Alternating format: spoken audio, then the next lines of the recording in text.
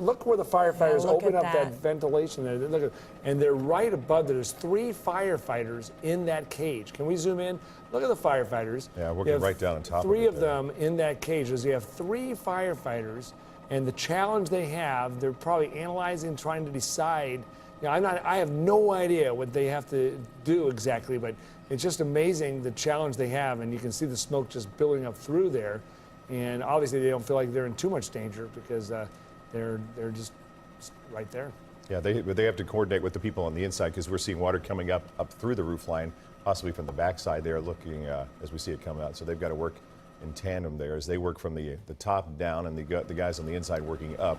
That they coordinate and work this together. Really serious really situation. Spread just since we started watching with all of you at home, right? At first we had just a little bit of flames barely showing through the roof, and now we're seeing, you can see well into that, into the rafters as that burns a hole straight through the roof there. Captain Greg, you're still with us in SkyTracker. Can you tell, maybe from your, you probably have the same picture we do, but if that's a wood roof there or the shake shingles, can you tell?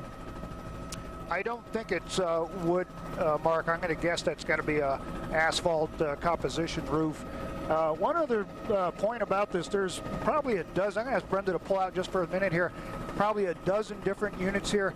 This is one of the older units in this complex. You can see the other ones at the bottom of the screen, and now to the right, a little bit more contemporary construction there. But these go back, maybe the newsroom can find out how old that part of the complex is, but definitely one of the original buildings built at this apartment complex at 435 in Antioch. So many times they just didn't have those fire stops in the attic areas back in the day when these were built. It's something that's required in all community buildings like this. When you have community homes, apartments, or condos, they've got to have those stops to keep the fire from going past one unit to the other. Flames coming through new flames coming right through that area. Yeah. And then you see the other smoke about 6, 8, 10 units down. So the fire must be encompassing that entire building there that includes those 10 to 20 units, 2 buildings. So a couple of things. Go ahead. Mentioned earlier about what was behind it. Of course, like Ari said, the winds are blowing out of the south.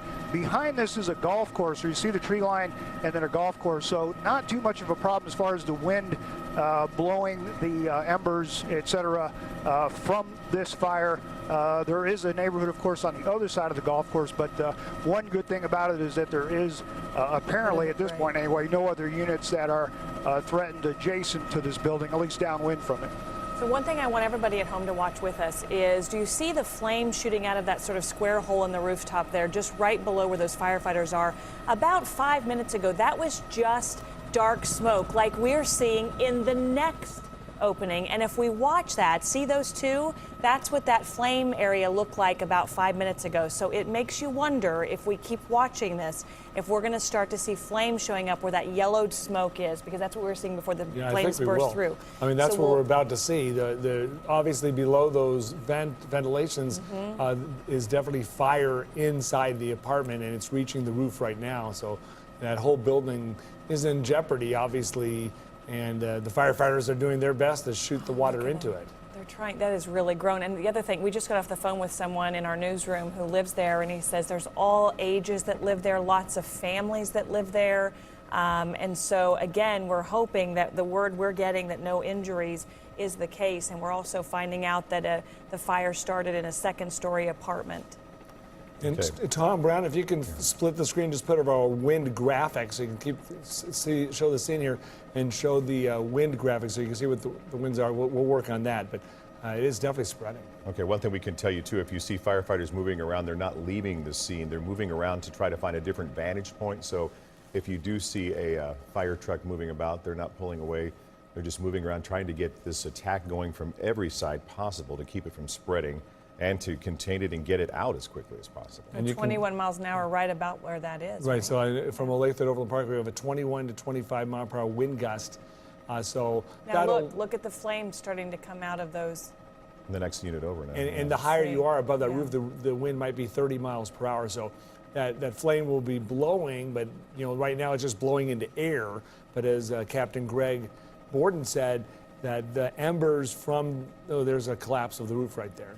And the embers will be blowing off towards the trees. Fortunately, a lot of the grass and trees have greened up. The fire danger would be much worse on those trees if they didn't have growth on them as of just a few days ago, a couple weeks ago.